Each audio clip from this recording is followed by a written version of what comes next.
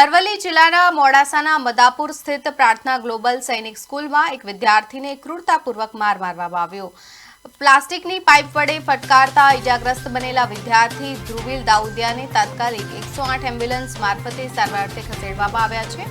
આ ઘટનાની જાણ થતાં જ વાલીઓનો રોષ ફાટી નીકળ્યો અને મોટી સંખ્યામાં વાલીઓના ટોળેટોળા સ્કૂલ પરિસરમાં ઉમટી પડ્યા હતા। પરિસરમાં હોબાળો મચતા મોડાસા રૂરલ પોલીસની ટીમ તાત્કાલિક ઘટનાસ્થળે દોડી ગઈ હતી અને મામલો થાળે પડ્યો હતો। આ ગંભીર મામલો ભોગ બનનાર વિદ્યાર્થીઓના વાલીએ મોડાસા રૂરલ પોલીસ મથકે કાયદેસરની ફરિયાદ નોંધાવી છે।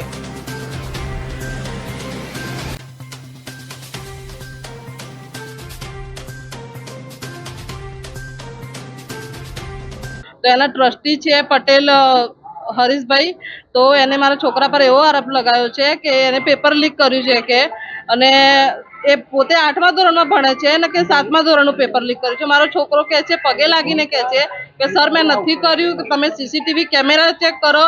તો એ હરીશ સર કહે છે કે તું કેમ મારે કરવાનું છે, ને એ રીતે મારા છોકરાને રૂમમાં બંધ કરીને 25 થી 30 લાફા માર્યા અને પીવીસી પાઇપથી અને પાછળની જગ્યાએ માર્યો છે અને એના આખા સોજાઈ ગયા છે એના શરીર પર, એટલો એને મારેલો છે અને કાન લાલ થઈ ગયા છે। પ્રિન્સિપલ છે ચંદ્રેશ પટેલ શર્મા, તો એને બી એને 25 લાફા માર્યા છે। 2 જણ થઈને મારા છોકરાને 1 થી 2 કલાક સુધી રૂમમાં માર્યા છે અને 4 કલાક સુધી પાણી પીવા નથી આલ્યું।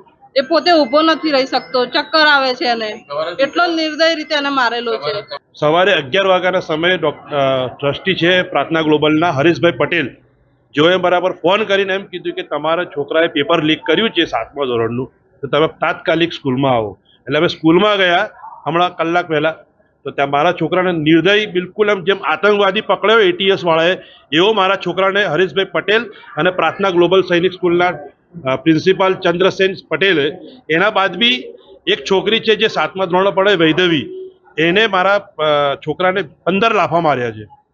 તો હું તમારા જોડે એક આશા રાખું છું મોડાસા સરકાર જોડે કે મારા છોકરાને આતંકવાદી નથી, એક સામાન્ય અમે ઘરમાંથી આવે છે વિદ્યાર્થી છે, એને આવો ના માર મરાય, બસ તમે ન્યાય આપો।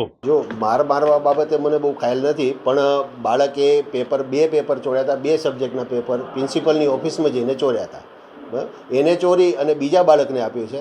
બીજા બાળક પાસેથી 2 સબ્જેક્ટના પેપર અમને પકડાયા છે ને એ બાળકે અમને આનું નામ આપ્યું કે ભાઈ સાહેબ મને આ લોકોએ આને મને આપ્યું છે।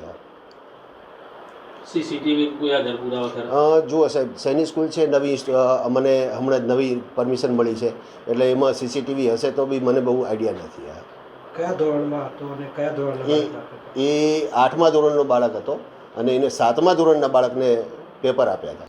આજે હું નાસ્તાના સમયે નાસ્તો કરવા ગયો હતો, ત્યારે મારા ડ્રીલ ઇન્સ્ટ્રક્ટરે કીધું કે તને ટ્રસ્ટી બોલાવે છે। તો હું ટ્રસ્ટીની ઓફિસમાં ગયો અને ટ્રસ્ટીની ઓફિસમાં એક છોકરો હતો 7માનો, તો એ કહેતો હતો કે મેં એને પેપર આપ્યું સંસ્કૃત અને ઇંગ્લિશનું, જે કે મેં નહોતું આપ્યું એને।